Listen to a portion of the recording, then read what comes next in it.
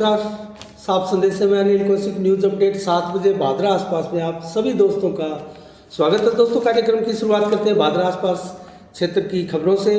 और आज अगर सर्वप्रथम कोरोना का समाचार देखें तो दोस्तों सैंपल की सूची आज अभी आई नहीं। अगर लेट तक आएगी तो हम कमेंट बॉक्स में उसके आंकड़े जो है प्रेषित करेंगे। और कल जो वैक्सीनेशन हुआ था दोस्तों 45 प्लस वालों का, वो बड़े पैमाने पर हुआ था और 2600 से कहीं अधिक हुआ था। तो उसके बारे में आपको डिटेल से विस्तार से जल्दी से बता देता हूँ कहाँ कहाँ कितना हुआ था। भादरा में 148 का वैक्सीनेशन हुआ था, गड्डी छानी में 170 का हुआ, जनाना गांव में 54 का, गांधी बड़ी में 112 का, बीड़ भादरा में 97 लोगों का और चिड़िया गांधी में 62, नेठाणा में 78, 7 डीपीएन में 58 और अजीतपुरा में 69, शिवदानपुरा में 108 और डाबड़ी में 77, सेरडा में 92, बांगवा में 174 और भिरानी में 75, सरदारपुरा जो भुलावास है उसमें 48 और कणाऊ में 55, नुआ में 58, रासलाना में 60, डुंगराना गांव में 180, कलाना में 87, रामबास में 55 और बानगढ़ में 112, शेरपुरा में 58, पटुआ में 57, सरदारगढ़िया में 78, जबकि मुंसरी में 45, जिज्ञासरी छोटी में 57 और जिज्ञासरी बड़ी में 113 और बाड़ी गांव में 169 के रूप में डोज लगी 45 प्लस वालों को। तो दोस्तों कुल मिला के 2606 डोज लगी कल पूरे दिन में इन सभी सेंटरों पर। तो कुल मिला के वैक्सीनेशन की रफ्तार अब फिलहाल तेज़ी पकड़ने जा रही है दोस्तों। और 21 जून को पूरे भारत में ही रिकॉर्ड बना था। सभी राज्यों में लगभग जो वैक्सीन है वो ज़्यादा लगी थी 45 प्लस वालों को और 18 प्लस वालों को। तो कुल मिला के दोस्तों वैक्सीनेशन की रफ्तार में जो तेज़ी आ रही है और 30 करोड़ से अधिक का वैक्सीनेशन भारत में हो चुका है, ये बहुत सुखद है। और 30 करोड़ का वैक्सीनेशन होना कहीं ना कहीं बहुत ही शुभ संकेत है, अच्छे संकेत है। और आने वाले दिनों में दोस्तों वैक्सीनेशन की रफ्तार भी बढ़ेगी और इसमें तेज़ी भी आएगी। तो कुल मिला के जो कोरोना की दूसरी लहर है दोस्तों लगभग समाप्ति की ओर है। और उसका जो वेरिएंट है हमारे क्षेत्र में दोस्तों, कोरोना का जो स्ट्रेन था वो बेहद कमज़ोर पड़ चुका है। और सरकारों की भी एक प्रकार से पॉलिसी यहाँ भी देखी जा रही है। राजस्थान में दोस्तों हमारे पास जिस प्रकार से आंकड़े आ रहे हैं और जिस प्रकार से अधिकारियों के साथ बातें होती है, उनकी बातें हमें पता चलती है, तो दोस्तों उनसे यही निकल कर आ रहा है कि सरकार भी अब एक तो दोबारा रिपीट जो सैंपल लिए जाते हैं वो नहीं लिए जा रहे हैं, उसमें कटौती की जा रही है। और क्योंकि जो कोरोना का वेरिएंट है वो बेहद कमज़ोर हो चुका है और उसका ट्रीटमेंट जो है अभी भी दवाई जो 5 दिनों की दवाई है वो दी जा रही है दोस्तों।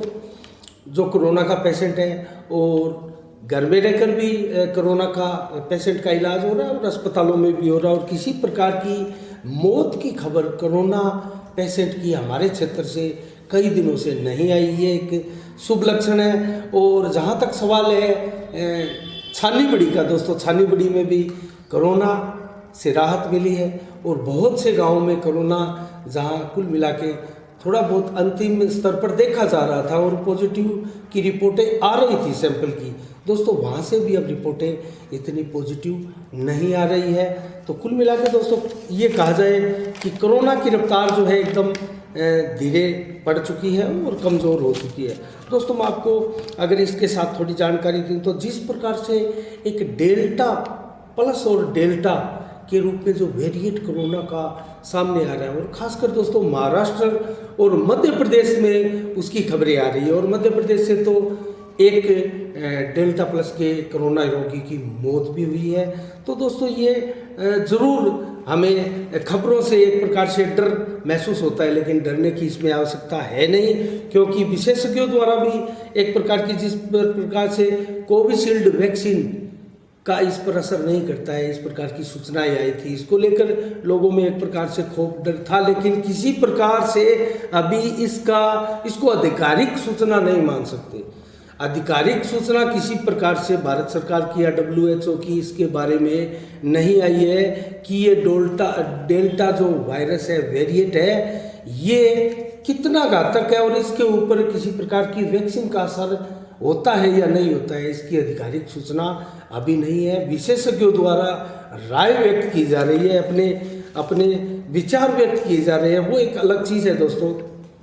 इसके अलावा महाराष्ट्र और मध्य प्रदेश में इसका ज़्यादा प्रभाव देखा जा रहा है और लगभग भारत में डेल्टा के 40 से कहीं अधिक जो है कोरोना रोगी देखे जा रहे हैं और इसमें पुष्टि अभी मौत की एक ही हुई है। और दोस्तों एक बड़ी खबर का अगर आज जिक्र करें तो जिस प्रकार से नीरव मोदी और विजय माल्या और मेहुल चोकसी ने जो पंजाब नेशनल बैंक में गबन किया था और दोस्तों 22,585 करोड़ रुपए का गबन किया था दोस्तों, उसकी कुछ पूर्ति भारत सरकार ने उनकी संपत्तियों को कुर्क करके नीलाम करके की है दोस्तों। और वो कितने की है? 9,041 करोड़ रुपए की संपत्ति का लगभग कुर्क करके उसको जमा किया गया है दोस्तों। और उसको बैंक जो बैंक लूटे गए थे, एक प्रकार से जिनके बैंकों में धोखाधड़ी की गई थी, उन बैंकों को उसकी राशि जो है ट्रांसफ़र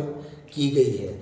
तो 9,041 करोड़ रुपए इनकी संपत्तियों को जब्त करके तीनों की सरकार द्वारा जुटाए गए हैं दोस्तों। बहुत बड़ी राशि है ये भी, क्योंकि 22,585 करोड़ का ये PNB बैंक घोटाला था और इन भगोड़ों पर जो है सरकार का शिकंजा लगातार कसता जा रहा है और आगे भी दोस्तों ज़रूर शीघ्र इनको भारत लाने के प्रयास भी किए जा रहे हैं। इसके अलावा दोस्तों अगर मैं समीक्षा के तौर पर आज बात करना चाहूँ तो एक खबर जो है भादरा में प्रमुख रूप से कल से चर्चा का विषय है दोस्तों, और वो है कर्मचारी के साथ जो विद्युत कर्मचारी के साथ मारपीट हुई थी, उसके बाद में धरना लगा था, वो धरना दोस्तों समाप्त हो गया है। और वो धरना विधायक बलवान पूनिया का एक प्रतिनिधि मंडल जिसमें नेतृत्व कर रहे थे नोहर के कामरेड नेता मंगेश चौधरी, उनके नेतृत्व में धरनार्थी जो विद्युत कर्मचारी है उनसे मिला था दोस्तों। और मैं आपको ये बता दूं दोस्तों, जो धरना लगाया जा रहा था वो संयुक्त कर्मचारी एकता मंच के बैनर तले ये जो धरना है वो लगाया जा रहा था और धरना अनिश्चितकालीन था दोस्तों। धरने में कुछ मांगे उनकी थी, हम आपको याद दिलाना चाहेंगे। उनकी एक प्रमुख मांग ये थी कि उप प्रधान बलवान फगेड़िया जो गिरफ्तार हो चुके हैं दोस्तों मारपीट प्रकरण में, उनको उप प्रधान के पद से बर्खास्त करने की मांग उनकी थी। इसके साथ ये जो जांच का प्रकरण चल रहा है, मामला दर्ज हुआ है दोस्तों, इसकी जांच नौर भादरा के अलावा किसी अन्य CO को देने की मांग उनकी थी। और इसके अलावा दोस्तों उनकी 2-3 मांगे और भी थी। एक गिरफ्तारी और जो अभी तक गिरफ्तारी हुई नहीं है उसको भी गिरफ्तार करने की मांग की गई थी। ये इनकी लगभग 4 मांगे थी दोस्तों। तो कुल मिला के कल जो बातचीत हुई धरनार्थियों के साथ, जो प्रतिनिधि मंडल है विधायक बलवान पूनिया का उनकी, तो उनकी बातचीत में दोस्तों जो चीज़ों में सहमति बनी वो एक तो ये थी कि एक प्रकार से कर्मचारी असुरक्षा का भाव उनके मन में आ गया था और असुरक्षा महसूस कर रहे थे। अगर किसी चोरी को पकड़ने जा रहे हैं या फील्ड में कहीं विद्युत कर्मचारी जा रहा है विद्युत विभाग का, तो दोस्तों उसको एक सुरक्षा का भाव था कि कहीं इस प्रकार से मारपीट की गई है, हमारे पास सत्ता के नशे में विधायक के आदमियों द्वारा फिर कभी मारपीट ना की जाए या ऐसा ना हो, इसको लेकर भी कर्मचारियों में सुरक्षा का भाव था, जिसको लेकर विश्वास दिलाया गया विधायक की तरफ से और प्रतिनिधि मंडल की तरफ से और पुलिस विभाग के कर्मचारियों से, आला अधिकारियों से बातचीत कर धरनार्थियों के सामने उनको विश्वास दिलाया गया है कि किसी प्रकार से जांच को प्रभावित नहीं होने दिया जाएगा और जो मामला चल रहा है उसकी निष्पक्ष जांच होगी और जो एक दोषी है जो पकड़ा नहीं गया है, हमलावर है, माफ कीजिएगा, जो हमलावर है वो पकड़ा नहीं गया है, उसकी शीघ्र गिरफ्तारी होगी। और आगे से जो कर्मचारी इस प्रकार से फील्ड में जाएंगे और कहीं इस प्रकार का खतरा हो कि उनके साथ मारपीट हो सकती है, तो वहाँ पुलिस का जाब्ता भी कर्मचारियों के साथ भेजा जाएगा। ऐसी व्यवस्थाएं भी उनको देने का विश्वास दिलाया गया। और इसके अलावा दोस्तों जो सहमति एक मुद्दे पर नहीं बनी, वो मुद्दा ये था कि उप प्रधान पद से बर्खास्त किया जाए बलवान फगेड़िया को, ये कर्मचारियों ने छोड़ दिया। ये बहुत बड़ा एक पॉइंट है, बिंदु है दोस्तों। ये क्यों छोड़ दिया गया, क्या इसके पीछे, क्योंकि ये कतई नहीं चाहेंगे, विधायक बलवान पुनिया कतई नहीं चाहेंगे कि मेरा खास व्यक्ति जो उप प्रधान बलवान फगेड़िया है उसको पद से बर्खास्त किया जाए। दोस्तों मैं आपको एक बड़ी बात अगर बताऊं तो कहीं ना कहीं बलवान फगेड़िया को पद से अगर जाना पड़ सकता है तो ये एक प्रकार से एक लॉबी है दोस्तों, और कहीं ना कहीं बलवान पूनिया के खेमे में टूटत फूट आ सकती है। और कहीं ना कहीं ये जो गढ़ है, ये सिस्टम है, जो ये टीला है दोस्तों, जो ये रेत का टीला मानिए, ये टीला है, ये पहाड़ है दोस्तों, कहीं ना कहीं इसमें दरार आकर ये ढह सकता है। इसकी गुंजाइश यहाँ से दिखाई पड़ रही है। और क्योंकि मैं एक सीधी सी बात आपसे करना चाहता हूँ दोस्तों, अगर किसी ने गलती की है, कर्मचारियों के साथ मारपीट की है और वो किसी पद के ऊपर है, तो क्यों ना इसके पद, कर्मचारियों ने मांग भी की थी कि बलवान फगेड़िया को पद से हटाया जाए। हमें सुरक्षा का भाव पैदा हो रहा है, जिस प्रकार से सत्ता के एक ताकतवर पद के ऊपर वो तैनात है, ऐसे में वो फिर कभी ऐसी हरकतें कर सकते हैं। तो दोस्तों कर्मचारियों का जो डर था वो जायज था, लेकिन विधायक बलवान पूनिया का प्रतिनिधिमंडल या उनकी बात ही उनका प्रतिनिधिमंडल है वो करेगा दोस्तों, इसमें कतई संदेह की गुंजाइश नहीं है। लेकिन उनके द्वारा ये चीज़ें नहीं की गई दोस्तों, जबकि पहल ये होनी चाहिए थी कि इतनी बड़ी एक वारदात हो गई, एक घटना हो गई, और उसको लेकर कर्मचारी बड़े स्तर पर एक झंडे के तले, एक बैनर के तले एकत्रित हो रहे हैं और विधायक के प्रति, विधायक के आदमियों के प्रति और इस प्रकार का आक्रोश है। तो दोस्तों ऐसा पद कोई बड़ा मायने नहीं रखता, और विधायक की छवि बाद में इसमें उभर के ही आती है दोस्तों। किसी प्रकार से छवि पर बट्टा नहीं लगता है, हमारा ये मानना है, साफ संदेश की तरफ से ये मानना है कि अगर इस प्रकार से, अगर पारदर्शिता से विधायक अगर ईमानदारी के साथ काम करे और जनता को विश्वास में लेने, कर्मचारियों को विश्वास में लेने की अगर जुगत रखते हो, अगर कुव्वत रखते हो, तो दोस्तों इस प्रकार का पद जो है कोई बड़े मायने नहीं रखता है। और कर्मचारियों की ये पहली मांग थी और इस पहली मांग को मानना चाहिए था, और ये कुर्बानी जो है बलवान फगेड़िया को भी देनी चाहिए थी, ताकि उनका भी आगे विश्वास जो है इस क्षेत्र में कर्मचारियों के अंदर, जनता के अंदर कायम हो। लेकिन दोस्तों ये एक बहुत बड़ा रिक्त स्थान, कमी मैं कहूँगा राजनीतिक इस समझौते में रखी गई है, ये है। और आपको मेरी ये छोटी सी समीक्षा कैसी लगी, इसके ऊपर ज़रूर प्रतिक्रिया दीजिएगा।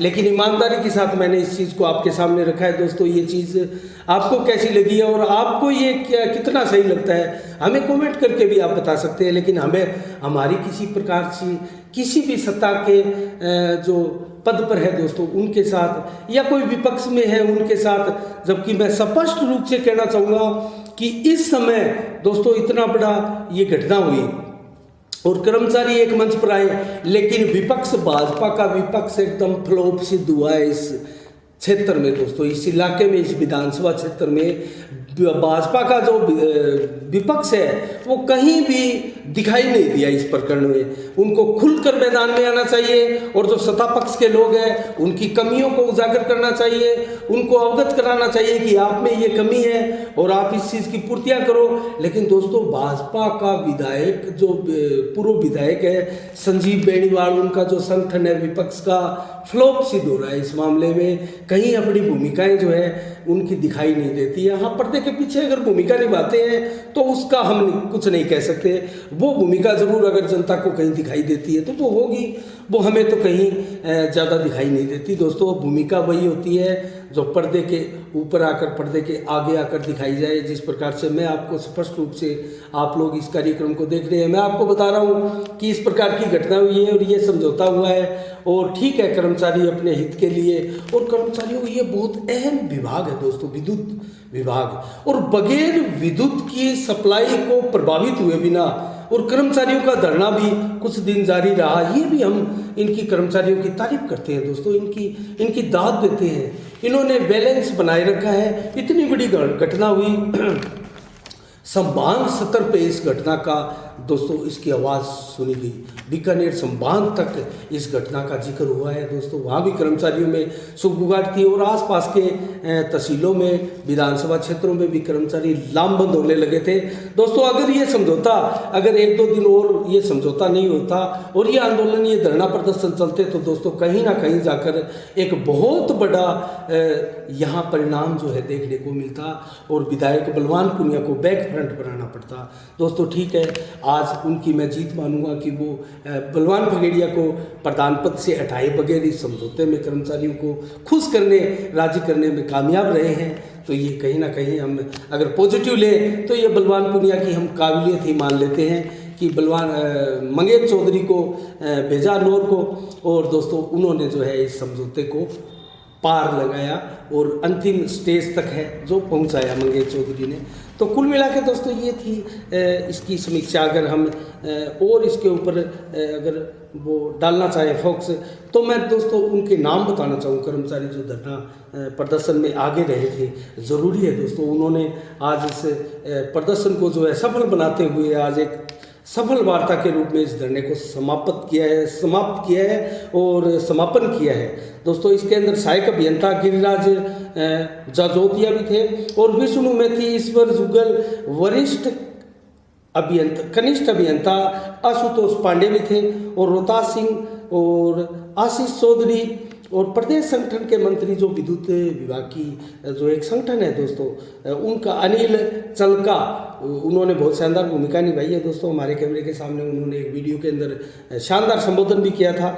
और हिम्मत सिंह मेर और सुरेश सिंह, रोहतास सिंह, अनिल सालडीवाल, विकास शर्मा, संदीप स्वामी, संदीप मेहरा, परमानंद टेलकिया, सतानंद वर्मा आदि अनेक कर्मचारी थे दोस्तों जो धरने के ऊपर लगातार डटे हुए थे और पूरे जोश खरोश के साथ अपने कर्मचारी, साथी कर्मचारी चंद्रमोहन का जो है पक्ष लेते हुए और मजबूती के साथ इस आंदोलन को सफलतापूर्वक अंजाम तक पहुंचाया है। तो इसके लिए हम विद्युत विभाग के कर्मचारियों को साधुवाद देंगे, साफ संदेश की तरफ से उनको बहुत बहुत बधाई भी देंगे कि आपने जिस प्रकार से सफल आंदोलन को किया है और सत्ता में रह रहे नेताओं को यह एहसास दिलाया है कि कर्मचारी बहुत बड़ी चीज़ है और कर्मचारी जो किस प्रकार से व्यवस्थाएं बनाते हैं वो हम सब के लिए, आम जनता के लिए, और कहीं ना कहीं आम जनता का भी जुड़ाव है दोस्तों, वो विद्युत कर्मचारियों के साथ होता हुआ प्रतीत हो रहा था। जिस प्रकार के हमारे चैनल के ऊपर भी कमेंट लोगों के आ रहे थे और कर्मचारियों का साथ होने की बात कर रहे थे और वो तो यहाँ तक कह रहे थे बहुत से लोग कि आप विद्युत कटौती करो, अपना विरोध दर्ज कराओ, हम आपके साथ हैं। दोस्तों ये बहुत बड़ी बात है कि मैं अगर दुख पाकर भी किसी के साथ, तकलीफ में आकर भी किसी का साथ दूं तो ये बहुत बड़ी बात होती है। तो कुल मिला के आज की 7 बजे की समीक्षा में, समाचार में दोस्तों, बुलेटिन में इतना ही। कल ठीक शाम 7 बजे फिर आपसे रूबरू होंगे नई घटना के साथ, नई समीक्षा के साथ, नए समाचारों के साथ। तब तक के लिए दोस्तों मुझे दीजिएगा इजाज़त। साफ संदेश से मैं अनिल कौशिक, नमस्कार, जय भारत, जय जय राजस्थान।